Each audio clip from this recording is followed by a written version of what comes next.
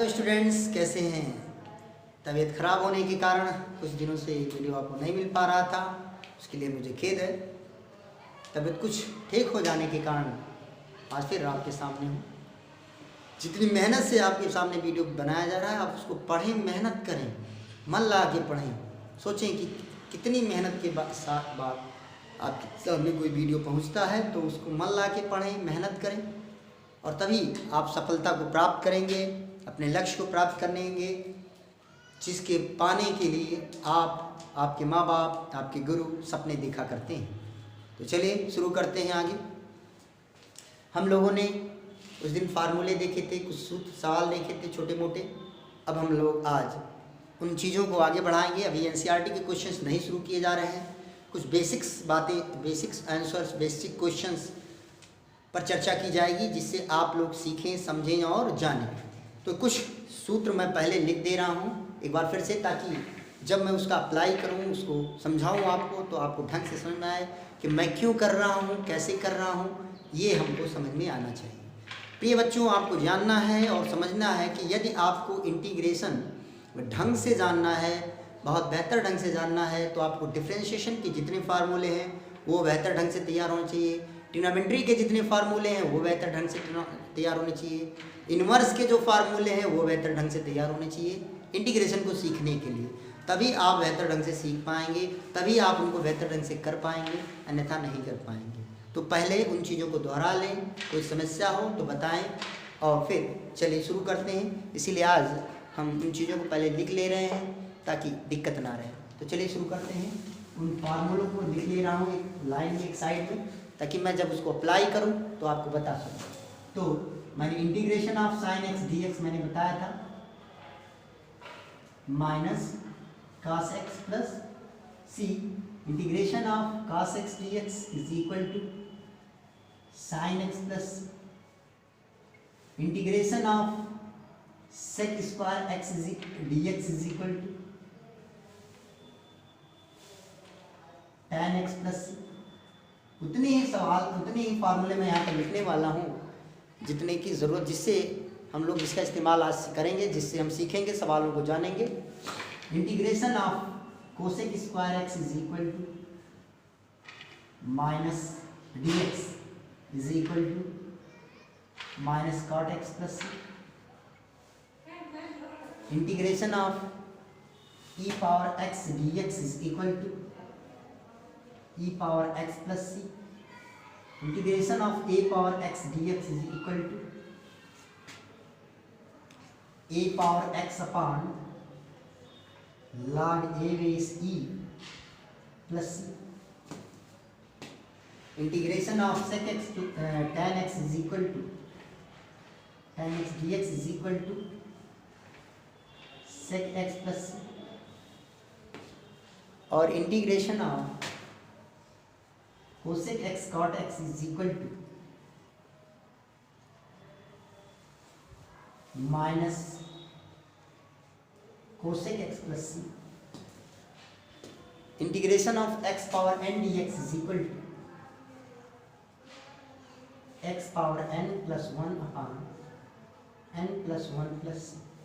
ये कुछ सवाल, इस कुछ सूत्र जिनके एप्लीकेशन को हम इस्तेमाल करेंगे सवाल को लगाने के लिए, और जानेंगे कैसे अप्लाई करना है, कैसे आगे बढ़ना है। तो चलिए कुछ सवाल देखते हैं उससे संबंधित, ताकि हम उन चीज़ों को बेहतर ढंग से जान लें कि ऐसे फार्मूल, ऐसे फलन का समाकलन हम कैसे कर सकते हैं जो इन सूत्रों से प्राप्त किए जा सकते हैं, जो इन सूत्रों से संबंधित हैं। तो चलिए एक सवाल लेते हैं। जैसे पहला सवाल आ गया आपके सामने,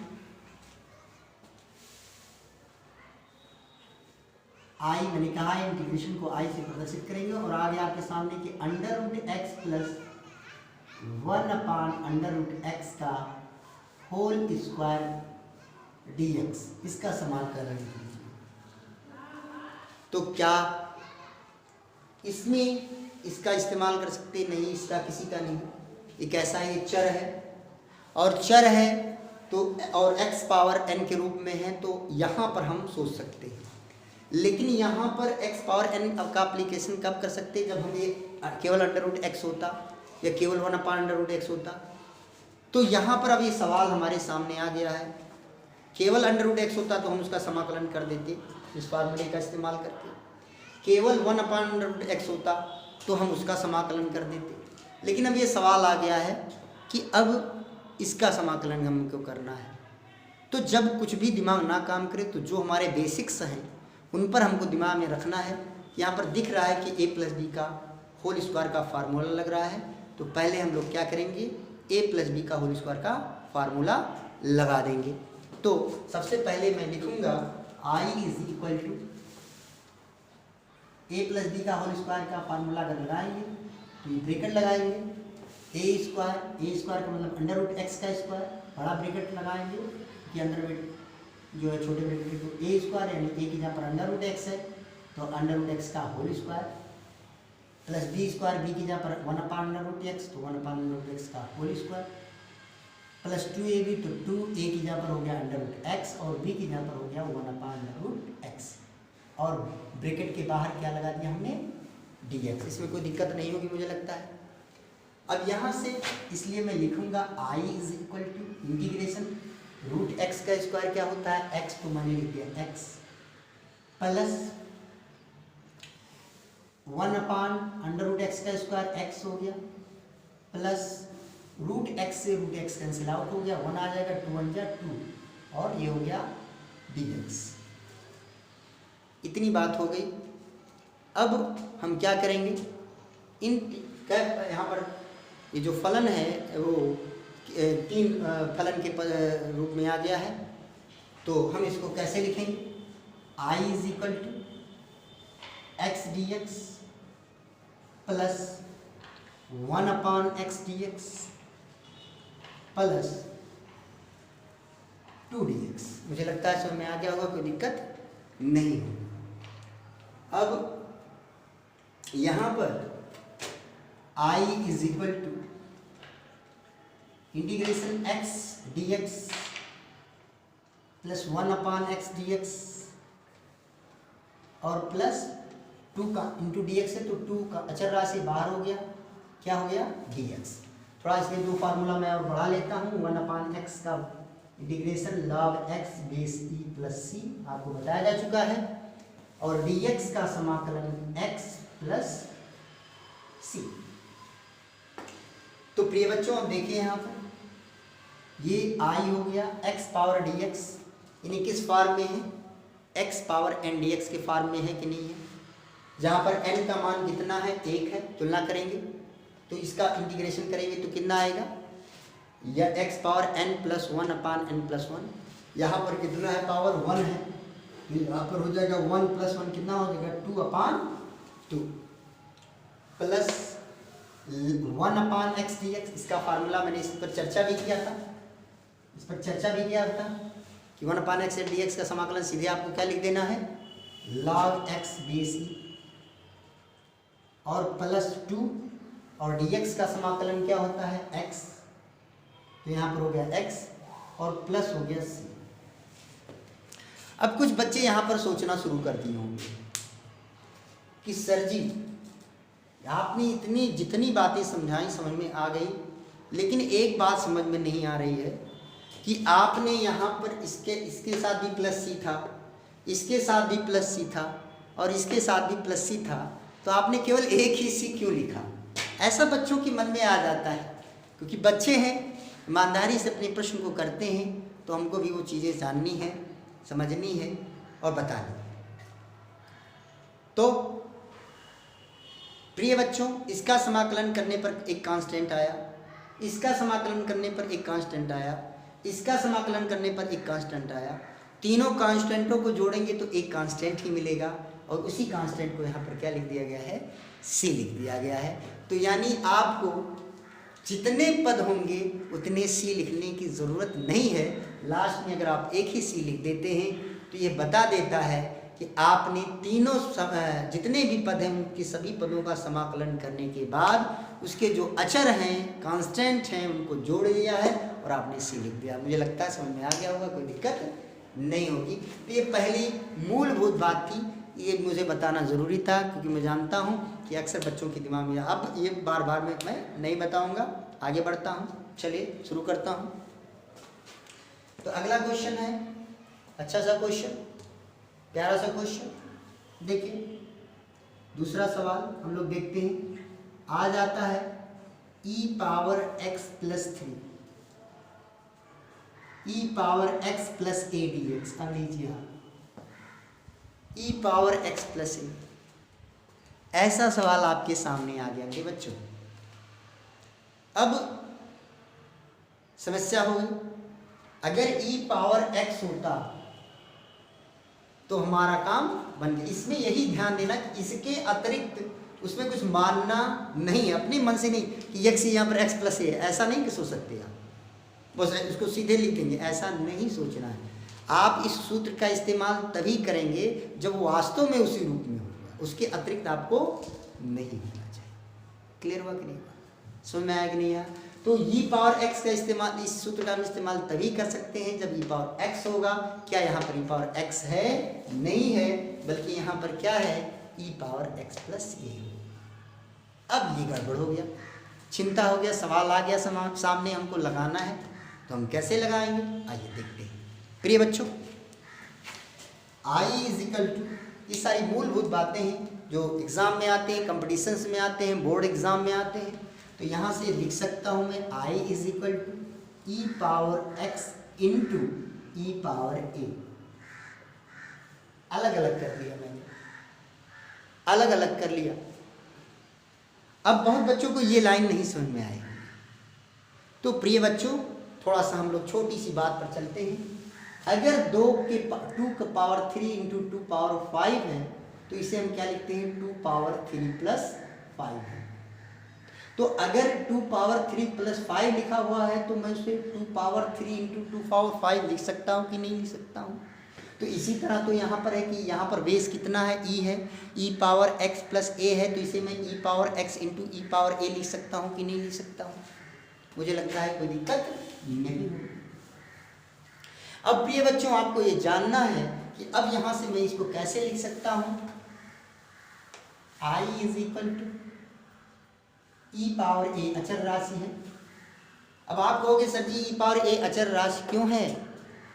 प्रिय बच्चों, e तो आप जानते हैं चरघातांकी है और a इसलिए अचर माना जा रहा है क्योंकि किसके सापेक्ष समाकलन हो रहा है, x के सापेक्ष समाकलन हो रहा है, a के सापेक्ष समाकलन नहीं हो रहा है, इसलिए a यहाँ पर अचर होगा।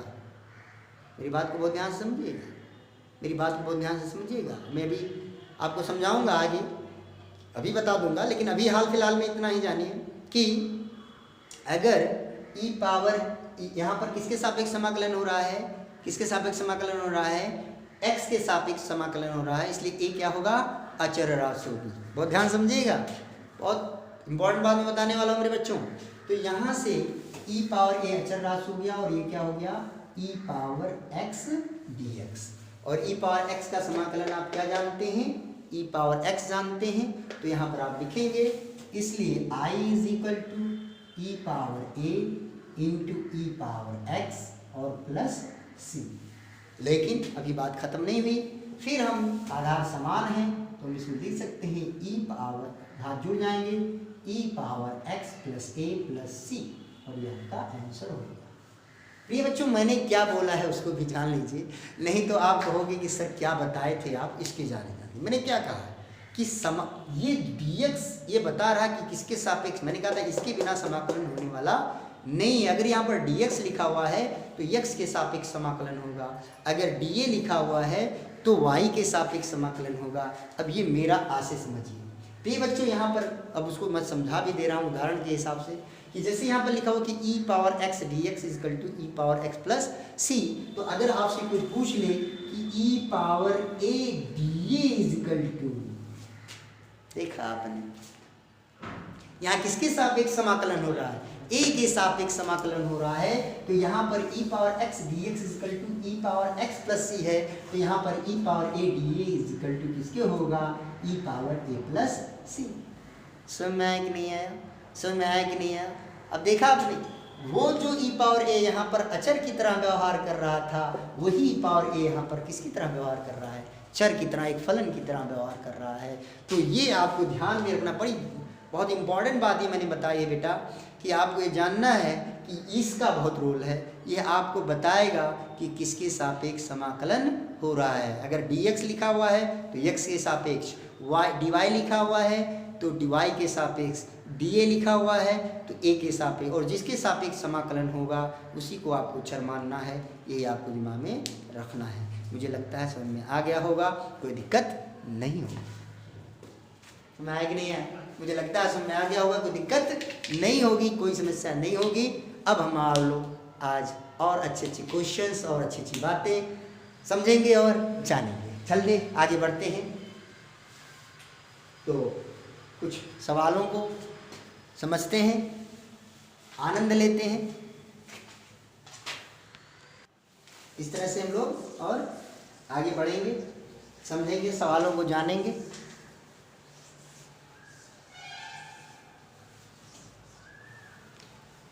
तो चलते हैं आगे, कुछ और सवाल, कुछ और बातें जो हम लोगों के लिए जानने लायक हैं, समझने लायक है। तो चलिए एक सवाल और लेते हैं हम लोग, थोड़ा सा अच्छा सा सवाल। मेरे ख्याल से मैंने 2 सवाल बताए हैं, तीसरा सवाल लेता हूँ। I is equal to e power 2 log x plus e power a log a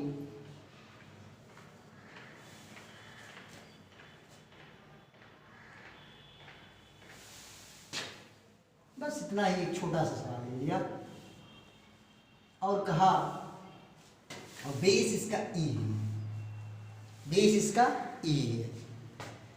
और अब आपके सामने आ गए ये सवाल। ऐसे ही सवाल आएंगे, मुझे लगता है दिख रहा होगा, हाँ जी हाँ दिख रहा है, थोड़ा सा ऊंचे हो गया, ये दिख रहा होगा, क्लियर हो गया। अब ये सवाल आपके सामने आ गया। अब देखा आपने, आप केवल ई पावर एक्स का फार्मूला जानते हैं, ई पावर एक्स का फार्मूला जानते, और यहाँ पर साहब क्या कर दिया, गड़बड़ हो गया, ई पावर 2 log x लिख दिया। अब क्या करेंगे, कैसे लगाएंगे सवाल? तो हमारे पास हमको सिखाया गया, हमको बताया गया है कि e power log x base e is equal to x होता है। इसका प्रूफ हमको सिखाया गया है, बताया गया है। तो एक ऐसा सूत्र है जिससे हम इसको हल कर सकते हैं। लेकिन अभी यहाँ भी समस्या हो रही है, e power log x base e ना होकर के यहाँ पर क्या है, e power 2 log x base e।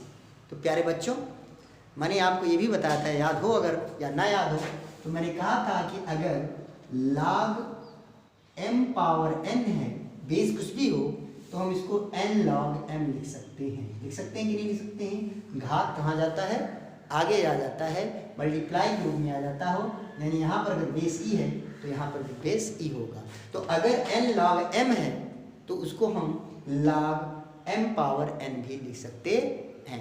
Clear हुआ कि नहीं हुआ? क्लियर हुआ कि नहीं हुआ?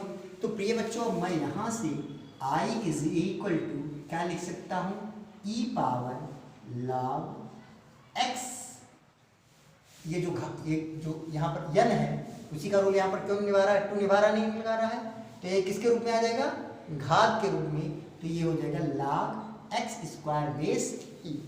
समझ में आया होगा कि नहीं आया? फिर से समझेंगे, मुझे लगता है कम समझ में आया है। देखिए यहाँ पर देखिए, n 2 हो गया, log हो गया, m की यहाँ पर क्या हो गया, x हो गया, और बेस e हो गया। इससे तुलना कीजिए इसका, n की यहाँ पर कितना है, 2 है, log की यहाँ पर कितना है, log है, m की यहाँ पर कितना है, x है, बेस e है। तो ये बराबर हम क्या लिखेंगे, log m की यहाँ पर कितना है, x, तो यहाँ पर मैंने लिख दिया x।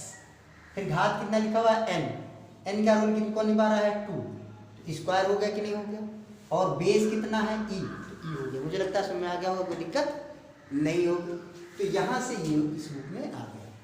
प्लस इसी तरह से अगर मैं इसकी चर्चा करूँ तो ये भी ऐसे, फिर से इसको देखिए, फिर से मैं लिखूँगा, तो यहाँ पर क्या लिखा हुआ, ए log ए बेस ई, ए log ए बेस ई।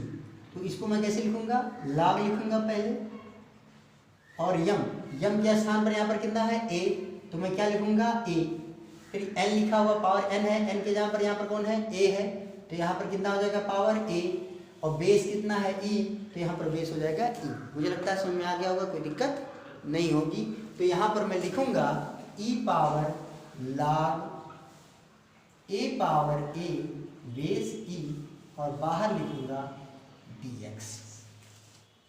अब मैं इस सूत्र का इस्तेमाल कर सकता हूँ, ई पावर log x बेस ई बराबर x। देखिए ई है, पावर में log है, बेस ई है।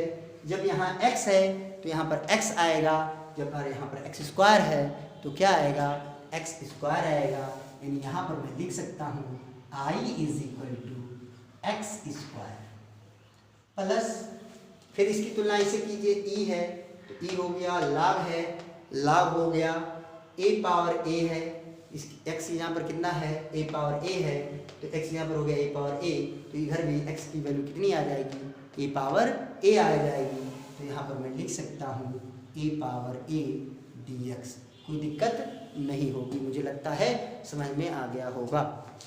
यानी यहाँ पर x यहाँ पर अगर तुलना करें तो यहाँ पर x यहाँ पर कितना है, एक्स स्क्वायर है, इसकी वैल्यू किसके बराबर है, x के, तो x यहाँ पर इसकी वैल्यू किसके बराबर हो जाएगी, एक्स स्क्वायर के बराबर हो जाएगी। यहाँ से इसकी तुलना करें तो यहाँ x के स्थान पर कितना है, a पावर a है, इसलिए यहाँ पर ये किसके बराबर है, x के बराबर है। यहाँ पर x के स्थान पर a पावर a है, इसलिए इसकी वैल्यू किसके बराबर होगी, a पावर a के बराबर होगी। मुझे लगता है समझ में आ गया होगा, कोई दिक्कत नहीं होगी। अब प्रिय बच्चों, इसको हम लोग क्या करेंगे, अलग अलग कर लेंगे। X square d x plus A power A d x. अब एक्स स्क्वायर डी एक्स, देखिए x power n d x में ये जो यन है वो क्या है, अचर राशि है। अचर मतलब कुछ भी हो सकता है, 2, 3, 4, 5, -1, -2, -3, -5, 1/2, 3/, यानी यहाँ पर जो n है वो क्या है, अचर है, यानी it is the general formula.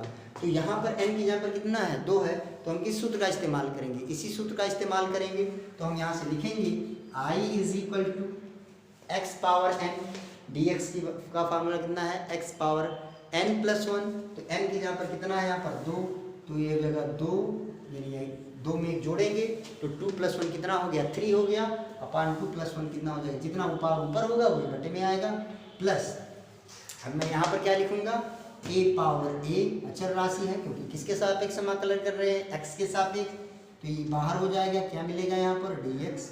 देखिए इसका कांस्टेंट नहीं जोड़ा हूँ क्योंकि इन दोनों का कांस्टेंट एक साथ जोड़कर आगे लिख दिया जाएगा। तो इसलिए I इज इक्वल टू किसके हो जाएगा, x³ plus a power a dx का समाकलन क्या होता है, x होता है, तो यहाँ पर साथ में आ गया इंटू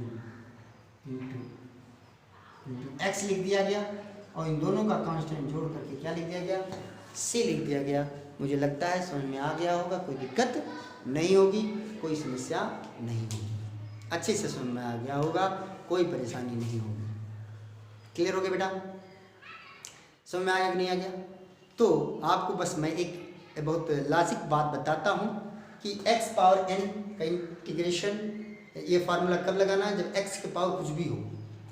दो x पावर -1 के लिए तो 1/x पावर -1 का मतलब 1/x, और उसका log x बेस e है, वो तो पर्टिकुलर होगा। लेकिन इसके अलावा x का पावर कुछ भी हो, समझे नहीं समझे, 2 हो, 3 हो, 5 हो, 6 हो, 7 हो, -2 हो, -3, -7, तो हम लोगों को इस फार्मूले का इस्तेमाल करना है।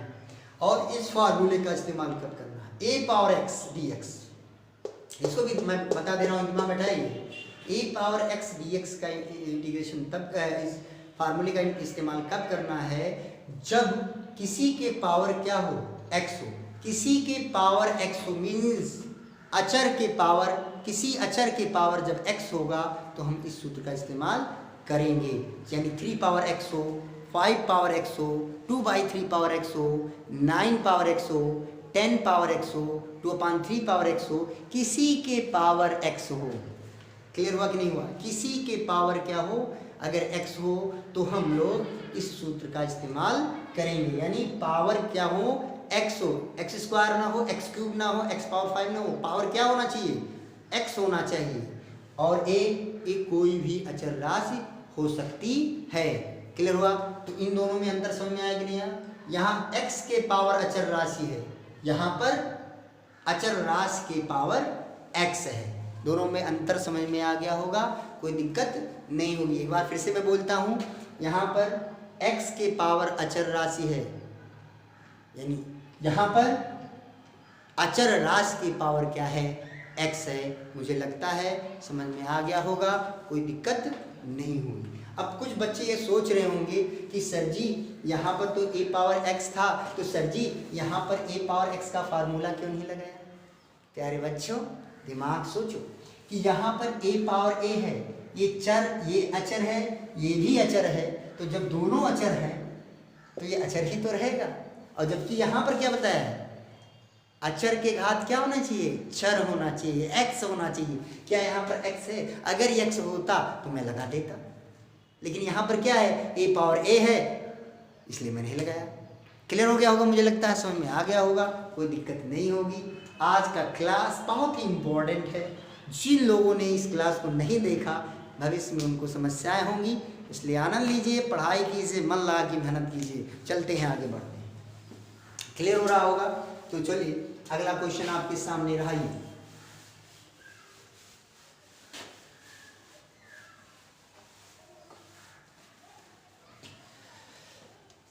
अगला क्वेश्चन, ऐसे बहुत से सवाल है, बहुत सी बातें हैं, थोड़ा सा उदाहरण के द्वारा आपको समझाया जा रहा है, सीखिए, आनंद लीजिए। चलिए एक और सवाल आपके सामने ये रहा, जैसे I इज इक्वल टू आ गया। ये सारे सवाल कंपटीशन बेस्ड हैं, बोर्ड एग्जाम में आए हुए हैं, इसलिए देखिए जैसे आ गया 2 power x plus 3 power x अपान 5 पावर x dx। अब जैसे ही आपने 2 पावर x देखा, आपकी आंखें चमकने लगी कि सर ने तो बताया है कि a पावर x है, तो जो है हमको a पावर x का फार्मूला लगा देना है। कुछ मेरे प्रिय से सोच रहे होंगे अब तो काम बन गया, ऊपर 2 पावर x का फार्मूला लगा देंगे, फिर 3 पावर x का फार्मूला लगा देंगे, नीचे 5 पावर x का फार्मूला लगा देंगे और बटे की लाइन खींच देंगे और आंसर मिल जाएगा। प्रिय बच्चों आप गलत हो। क्यों गलत हो आप? क्योंकि बटे से संबंधित यहाँ पर पावर x में कहीं बटे से संबंधित कोई फार्मूला बताया गया है, डिवीजन से संबंधित कोई फार्मूला यहाँ पर बताया गया है, इस पूरी इसमें नहीं बताया गया। a पावर x में ऐसा कुछ बताया गया है, नहीं बताया गया है। तो अब आप फिर थोड़ी देर अफसोस में पड़ेंगे कि अगर ऐसा नहीं होगा तो फिर क्या होगा? होगा यही होगा जो आपने सोचा है, लेकिन थोड़ी अलग तरीके से होगा। प्रिय बच्चों आइए देखते हैं क्या होगा। चलिए तो शुरू करते हैं यहाँ से। I इज इक्वल टू, मैं इसको लिखूंगा मेरे प्यारे बच्चों, 2 power x plus 5 power x dx plus integration 3 power x अपान 5 पावर x dx।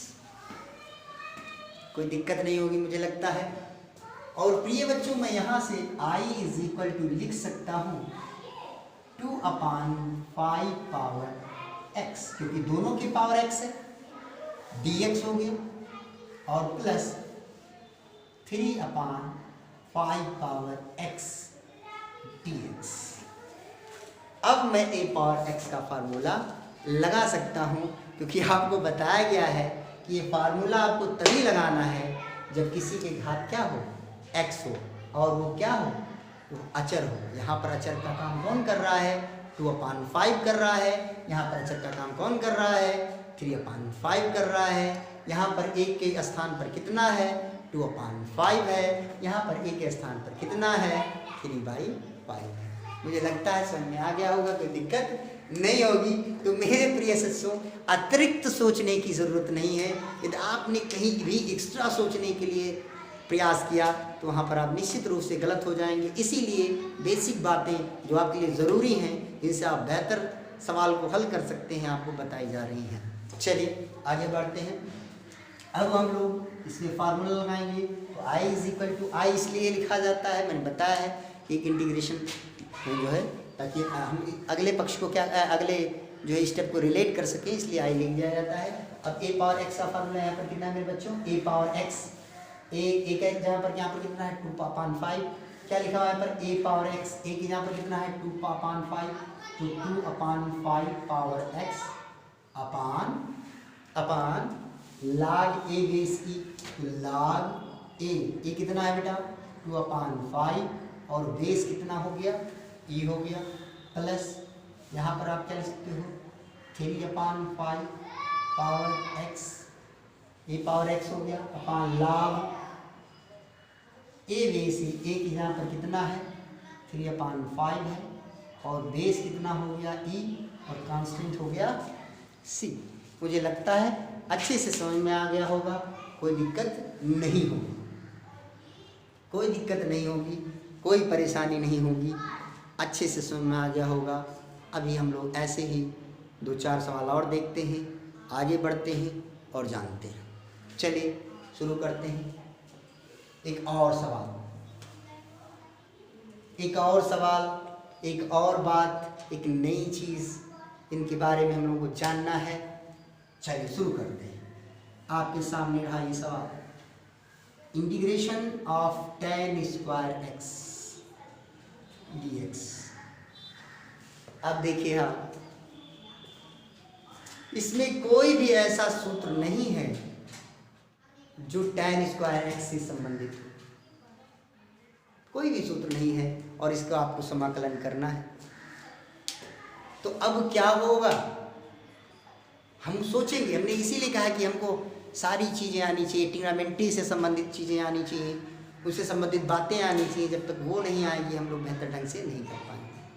तो हम सोचते हैं, हम सोचना शुरू करते हैं कि tan स्क्वायर एक्स किससे रिलेट किया जा सकता है, क्या sin एक्स से, उतने बेहतर ढंग से नहीं, क्या cos एक्स से, उतने बेहतर ढंग से नहीं, sec स्क्वायर से। जी हाँ, sec स्क्वायर एक्स से ये बेहतर ढंग से रिलेट किया जा सकता है, क्योंकि sec square x equal to किसके होता है 1 + tan स्क्वायर एक्स होता है। तो sec स्क्वायर एक्स बराबर जब 1 + tan स्क्वायर एक्स होता है, तो मैं tan स्क्वायर एक्स को sec स्क्वायर एक्स -1 लिख सकता हूँ। ऐसा मैं क्यों लिख रहा हूँ, क्योंकि मुझे sec स्क्वायर एक्स का समाकलन पता है। मैं tan स्क्वायर एक्स को sec स्क्वायर एक्स में क्यों बदल रहा हूँ, क्योंकि मुझे sec स्क्वायर एक्स का समाकलन पता है। मैंने sin एक्स में क्यों नहीं बदला, क्योंकि मुझे sin एक्स का समाकलन पता है, sin स्क्वायर एक्स का समाकलन पता नहीं है। लेकिन tan स्क्वायर एक्स को मैं अगर sec स्क्वायर एक्स में बदल देता हूँ तो मेरा काम आसान हो जाएगा, क्योंकि मुझे sec स्क्वायर एक्स का समाकलन पता होता है। मुझे लगता है समझ में आ गया होगा। तो यहाँ ये सारी बातें, जितनी भी बातें बता रहा हूँ मेरे प्यारे बच्चों, जान लीजिए कि बहुत ही इम्पोर्टेंट हैं, इसलिए लापरवाही नहीं, हर शब्द को समझेंगे। कोई दिक्कत होगा मैसेज करेंगे मेरे पास। तो I = मैं लिखूँगा यहाँ से I = tan स्क्वायर एक्स = क्या होगा sec स्क्वायर एक्स -1 dx। चूँकि sec स्क्वायर एक्स = होता है 1 + tan स्क्वायर एक्स।